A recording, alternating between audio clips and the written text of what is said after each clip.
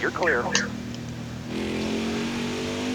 Alright, what's up everybody? I am here at the Roval driving an Xfinity car in test session in the Heat 5 video game. Going to try to lay down a decent lap and then talk to you guys about the line that I run when I try to get around this place, and then obviously show the setup and everything.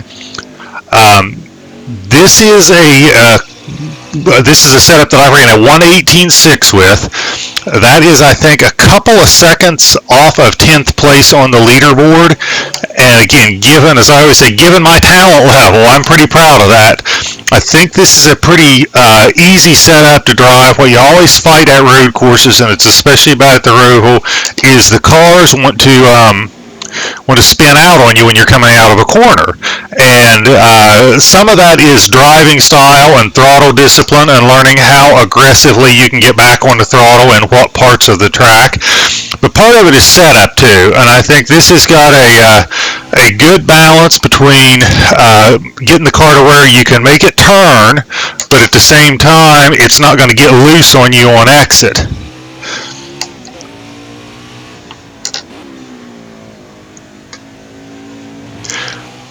Couple of tips for road courses as I'm driving here.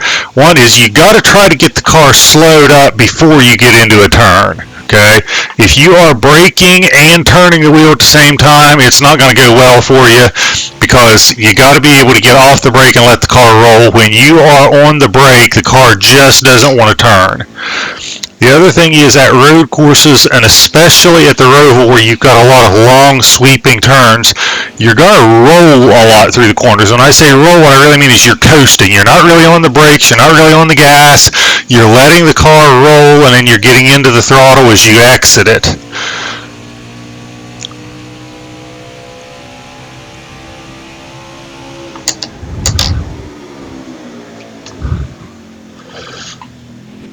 I think I was a little too conservative maybe there on the braking for the chicane, so that may keep this from being a decent lap, but we will see.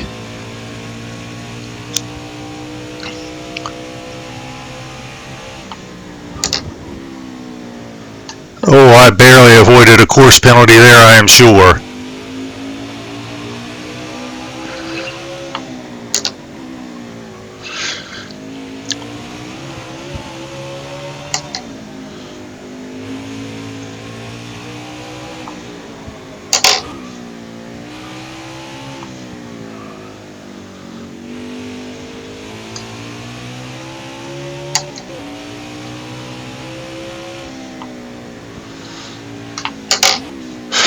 Another thing I have noticed about road courses, and I really can't explain why it is this way, but I have just noticed that this is the way the game is set up.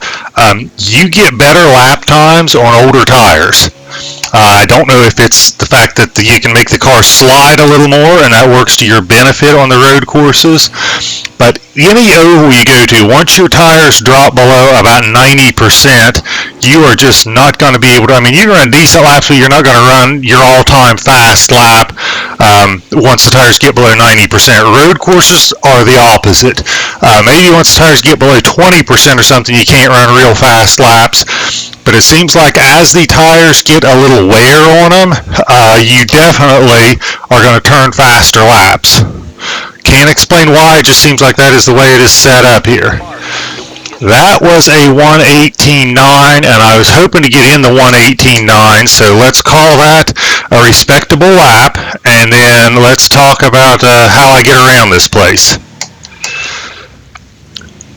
And again, a 1:18.9, and I'm on 4 times wear here, and I'm only about halfway through the run. That's actually pretty decent. So turn 1, you're going to come into it, and you're going to be kind of wide. You're going to brake. You're in 3rd gear at this point. Brake and downshift somewhere. I like to do it between the 4 and the 3 mark. This is a turn that is not forgiving at all. If you overshoot it even by a small amount, it seems like you're going to be into that wall there. And it's got the big thumb sign here. I think they call it heartburn turn. You're going to downshift a second. You're going to let the car roll. I try to get down and come close to these rumble strips here. You roll through here. About the time you're out to where the pit wall is there, you're going to get back in the throttle. You're going to get really hard in the throttle. and run along the wall here. I like to take a nice wide arc into turn 2, and when I'm trying to take the wide arc, right as I'm getting up to here is where I'm hitting third gear, and it's almost like I hit third gear and then I immediately get or back off the throttle.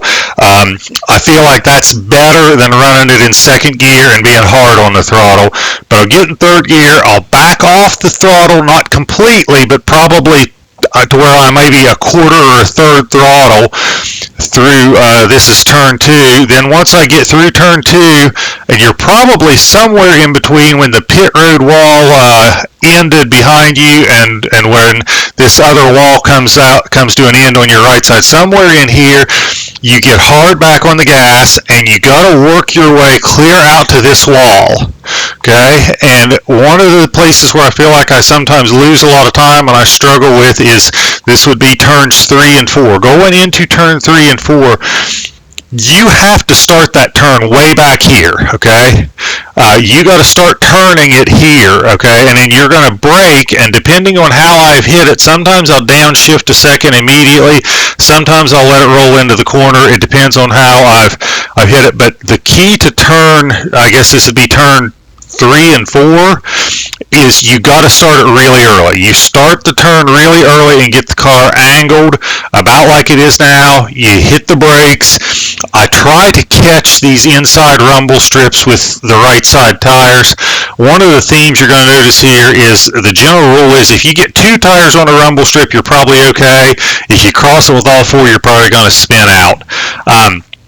If you don't start that turn early, you're going to wind up here, it seems like. This isn't where you want to be. And I am in second gear through here. I'm usually kind of hard on the throttle, and then as I get ready for, I guess this would be turn 4, I am off the throttle. I might tap the brakes just real quick on and off if I feel like I haven't got the car slowed up enough.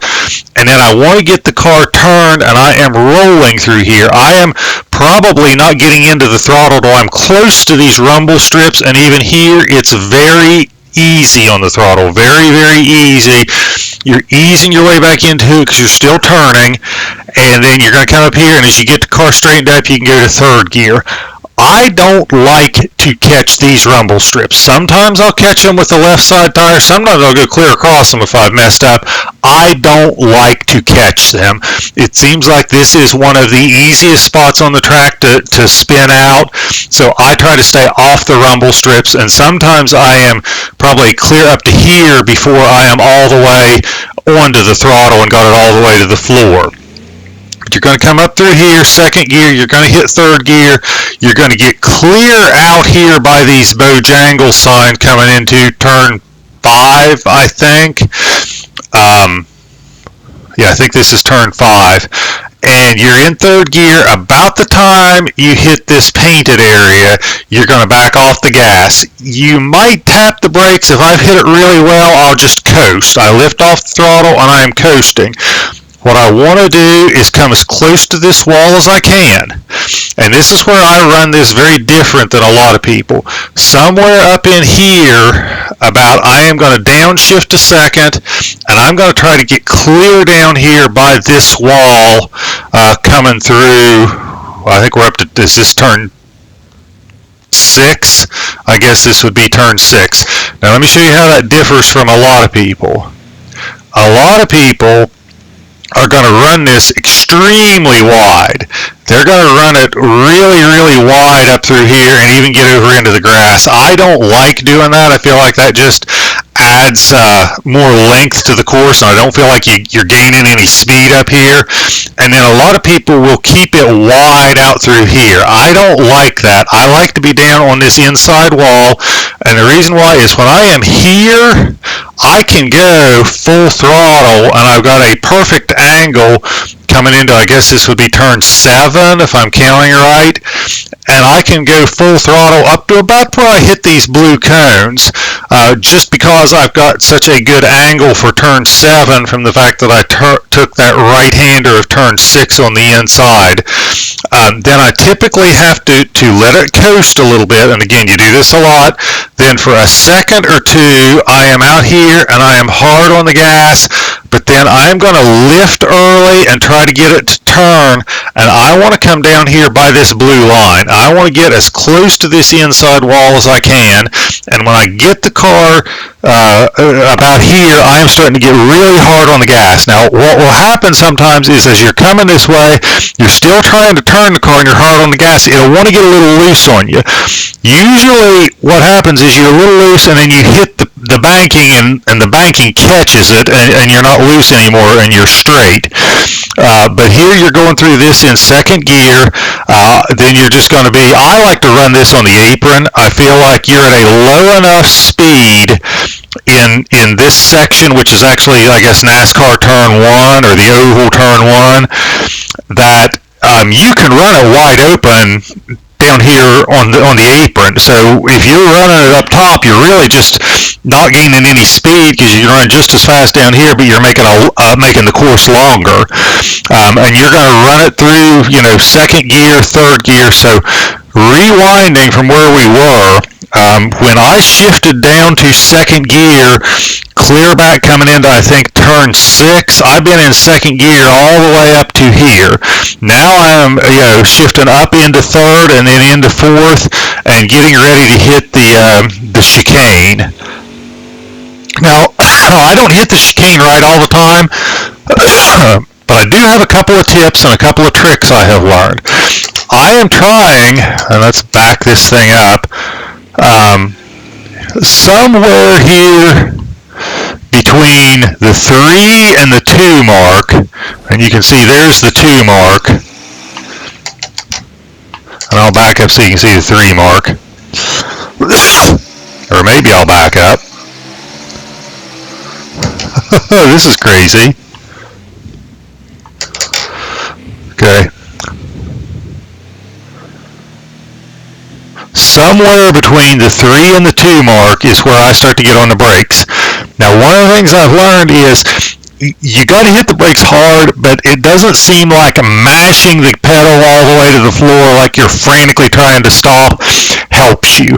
It seems like if you're at a moderate point, probably 70-80% of the way down, that slows you up better than if you try to mash it all the way down. And I don't know if when you're mashing all the way down you're really sliding tires and that's why it's not stopping you, but that's one trick I've learned. Second trick is if you're coming up here and you feel like you have overshot this a little bit and you're not getting slowed up in time, turn right, catch the wall a little bit. Catching that wall, it really won't give you any damage, but it will help slow you down. And I am shifting 4, 3, 2. It's a pretty quick downshift. And then I am off the throttle and trying to turn it.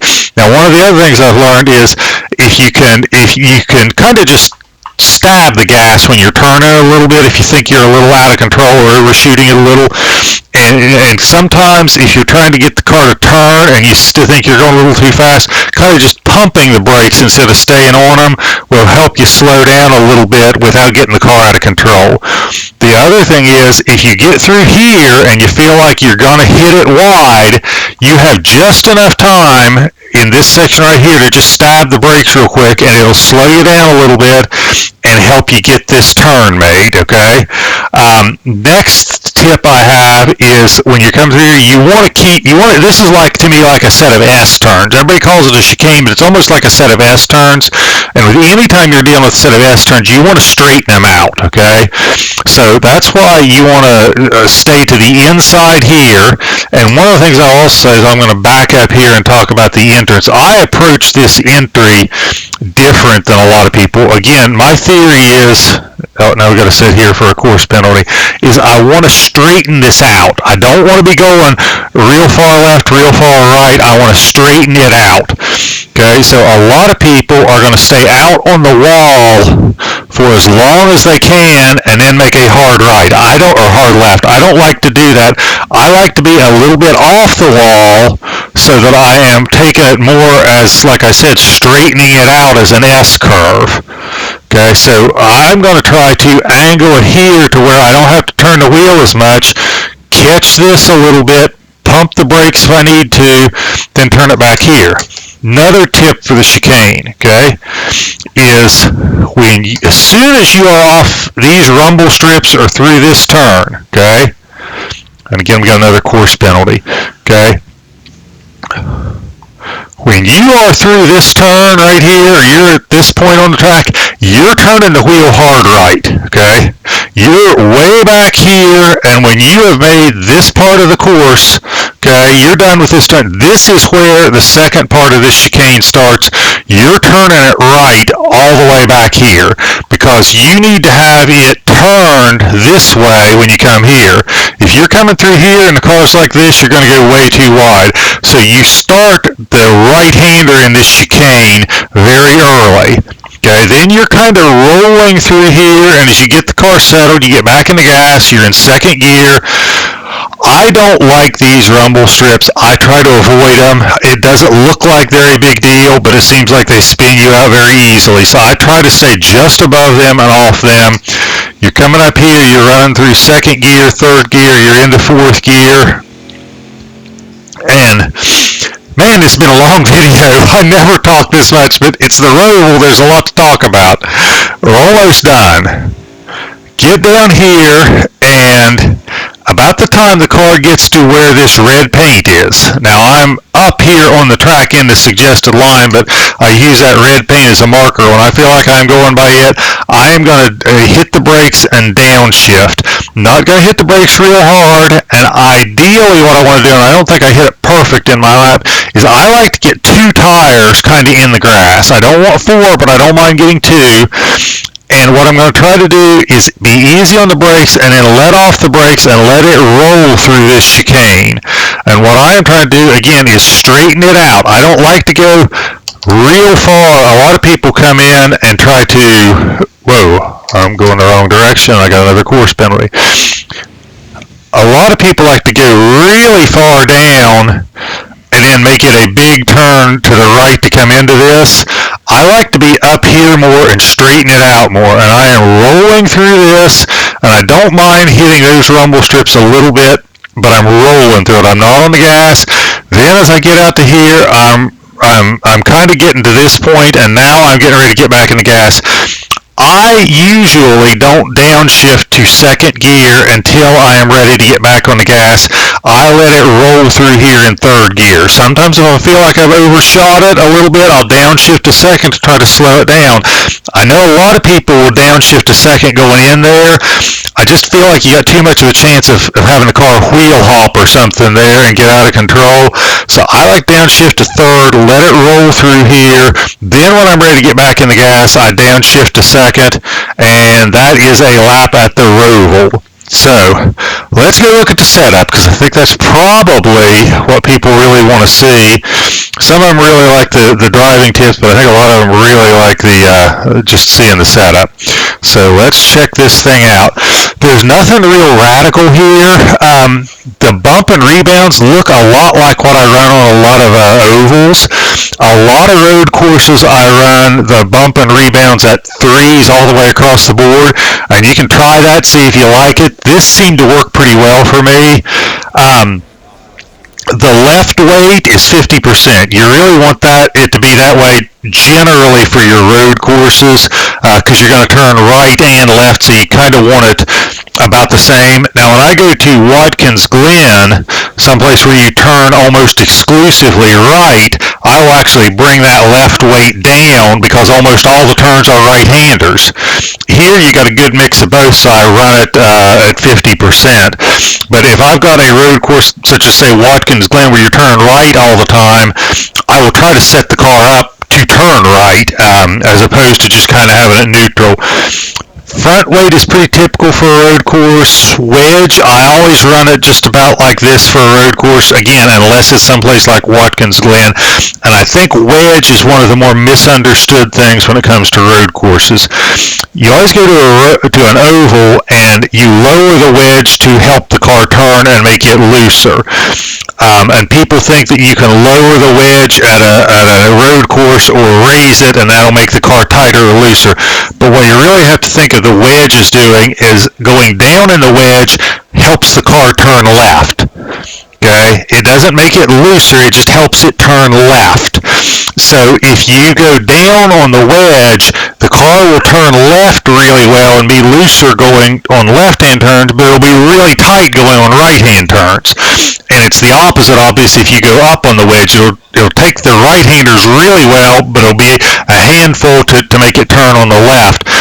Most of the time, I leave the wedge at 50% on road courses. Like I said, someplace like Watkins Glen, I will vary that a little bit, but for the most part, I leave it in the middle.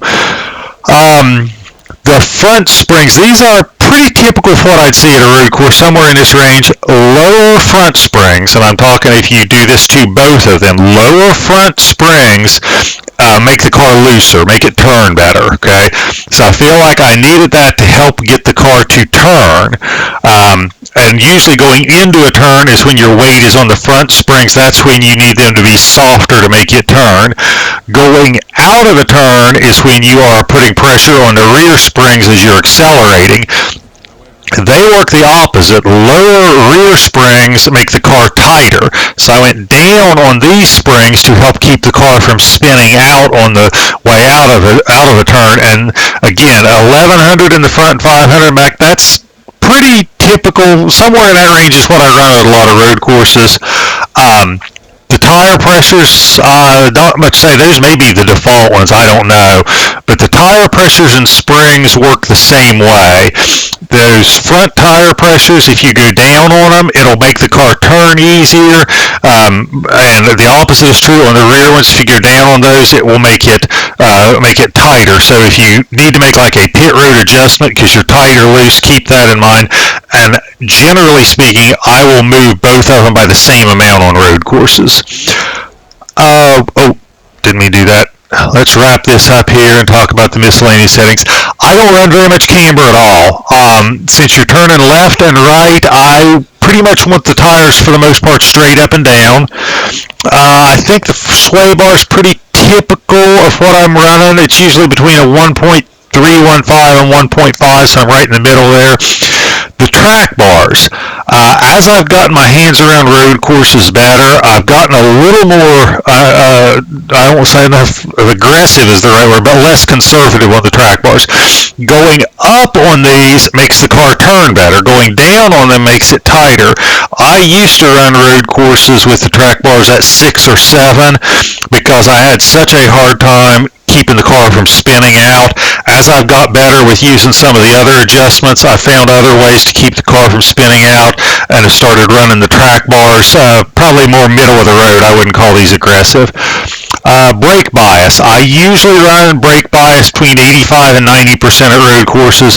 I feel like having that brake bias, and what it really means is more front brake than rear brake, that allows me to stop the car with less effort. So I don't have to press on the pedals as hard. I don't have to require as much distance to slow the car down.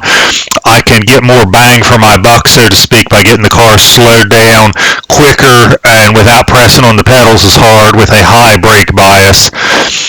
The wheel lock, I think, is pretty normal. The steering offset is almost always 0. The gearing. Gearing to me at a road course is more important than it is at an oval. You use those gears so much to help slow the car down. You are using the transmission and the downshifting of the gears. You're using that to slow the car down as much as you're using the brakes. So getting those gears right is extremely important at a road course. And you can play with these and adjust them to your own driving style and your own braking points. But varying these gears a little bit can really make a difference in whether you're either getting into a corner too hot or you're slowing up too much for a corner. Because like I said, you're using those to slow the car up as much as you're using the brake pedal. So with that, I'm going to wrap this up. This is probably the longest video I've ever done. Thank you guys for watching. Thank you guys for the support. Appreciate all the positive feedback. Let me know what you think of this setup. I think it's a pretty fun setup to drive because it doesn't really spin out on you real easy. So hope you guys enjoy it. Hope you run lots of fast laps with it. Do me a huge favor, like and subscribe to the channel. You guys keep giving me this positive support. I'll keep trying to put out good content. Thank you guys. Have a great day and hope this works well for you.